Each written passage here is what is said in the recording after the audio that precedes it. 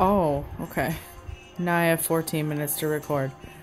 Okay, because I just recorded like 7 minutes worth of video and it canceled out because there's no storage on my phone. Anyway, I said that I wasn't going to do any videos or a video like this because everybody wants to do a video about their weight loss surgery journey, and it's a little played out and kind of cheesy, but I decided that I wanted some more tangible evidence besides my pathetic little Tumblr blog that nobody reads, to kind of document my journey, just because I want to remember how I was feeling. And so I am due to have the vertical sleeve surgery on November 16th, 2015. It is now November 5th, 2015, and tomorrow I start my pre-op diet, which is going to be wonderful, I'm sure. And my current weight is 402 pounds, and my goal weight is 180, at least to start. I know it seems kind of a vast goal, 400 to 180, but I'd say that's my ultimate goal. So today is literally the last day for me to have any kind of food that has no nutritional value, food that's basically poisoning me and killing me slowly.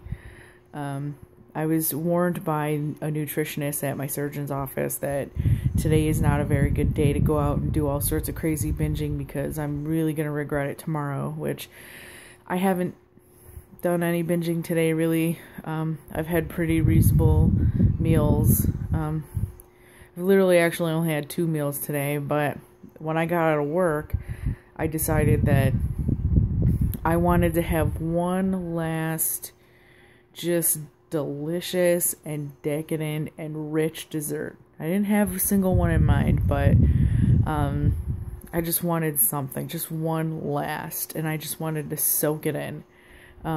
Because to be quite frank, I've been kind of feeling sad today because the reality is hitting me that my best friend food is no longer going to be my best friend. It's just going to be fuel from now on. It's kind of like a sick breakup. I imagine that this is what it's like if, you're with somebody and you have kids and then break up, or you start a business with somebody and then break up, but the business is still there and the kids are still there, Yeah, if you're not the one addiction is worse than the other, but if you're an alcoholic, stay away from alcohol. If you're a drug addict, stay away from drugs. Us food addicts, no dice. So, I went to a supermarket local to me, called Tops, and it was really sad, actually. I was feeling just so morose, and I was walking through the store, and I really thought that I was going to be mulling over this decision. I thought I was going to be in there for like an hour trying to decide what is the last perfect thing that I'm gonna have. And it's like, how do death row inmates decide what their last meal is gonna be? You know what I mean? I mean, for somebody like me, it's not like I just have 1 or 2 favorite foods. Like, everything is my favorite food. So I'm like, how am I gonna make this decision?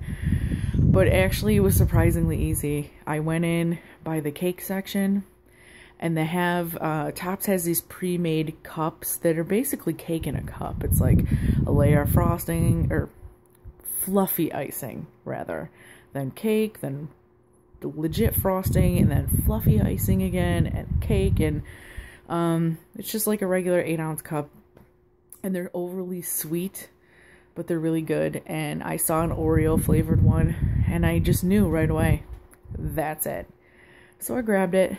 And then I took another walk through the store because there are a few other things I had to grab, like soy milk for my protein shakes, and broth, clear liquids, and sugar-free Jell-O. So I went cruising up the ice cream aisle, and I was walking slowly, and my head was hung, and I remember I was talking to myself like a crazy person, and I stopped in front of the Ben and Jerry's, and I looked over at it, and I said, "It's not you, it's me." Sorry, guys. And I went to the back, and I got my almond milk, and I walked by the cheese and all the good processed foods, and I was like, we had a really good run. Can't do it anymore. Sorry.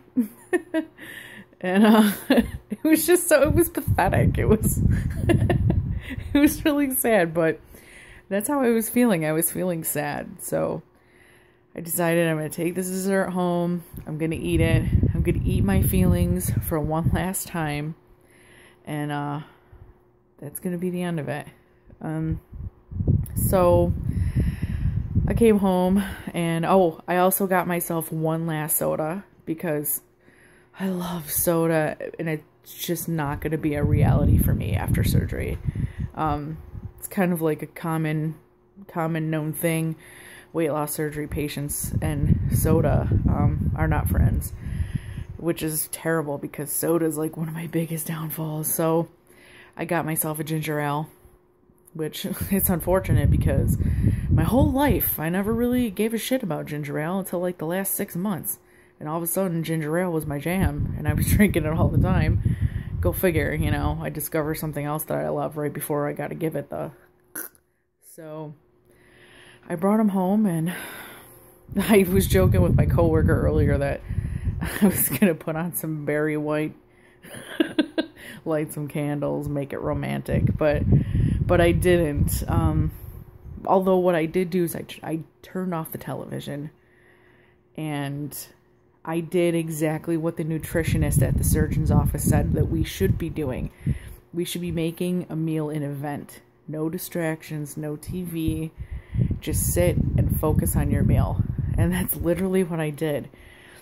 And I was thinking I was taking the slowest bites possible. And I was like, okay, you really need to taste this. Just taste it. And it tasted like heaven. It really did. And I was like, I gotta have some other thought about this besides it being delicious, because this is it.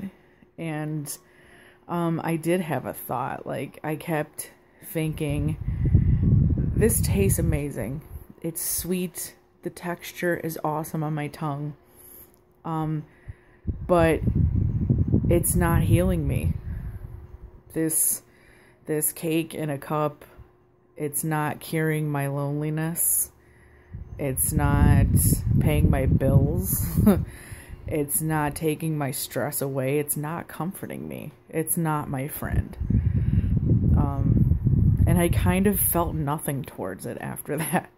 Like, wow, this really is numbing. I can clearly see how I've been using food to numb myself, which is really weird. And I forced myself to eat the entire cup even though I was full. And by the end, it was kind of poetic because it literally did what food has been doing to me my whole life, which is putting me in pain. It was painful. My stomach hurt. I was over full. I'm still full. I just finished it like 10 minutes ago. So, I think that was necessary for me to do. People talk about having all these food funerals, and which I think, I got a couple in there. I had my last batch of ceremonious chicken wings the other day, and some friends and I, about a month ago, went to Texas de Brazil, which is somewhere that is also never going to be a reality for me again, for dinner. But today, even though I swore all day that I wasn't going to eat anything like that, I felt like it was necessary. I felt like it was kind of letting go, in a sense. And actually, it's funny because, like I said, I've been sad all day, but now I'm like, okay, I'm okay. And I know that I can do this. and I know that I can succeed. And I know that I have to, because I'm just, oh, look, Adele. The video Hello by Adele is on. How appropriate. That's how I feel about you, food. Hello. No, I'm just kidding. It had to be done, and from now on I'm going to have to learn how to cope without food. It's going to be tough. It's not going to be a picnic. No pun intended. But, I think I have it in me. So, I don't know. Maybe this will be the last video I do. I don't know. We'll see. But I'm going to be off of work for about a month, and I'm going to be pretty freaking bored, so maybe not. But that's how I'm feeling right now. So future Kathy, when you're watching this, I want you to remember where it all started.